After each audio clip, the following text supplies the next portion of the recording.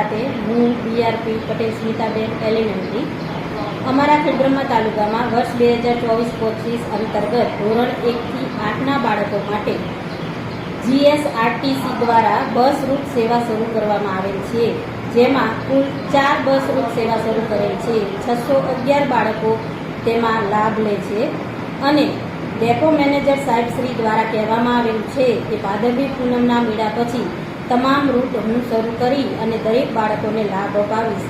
તો અમને સારો એવો પ્રયાસ અમારા દ્વારા કર્યો છે અને સાહેબે પણ અમને સારો એવો સહકાર આપેલ છે।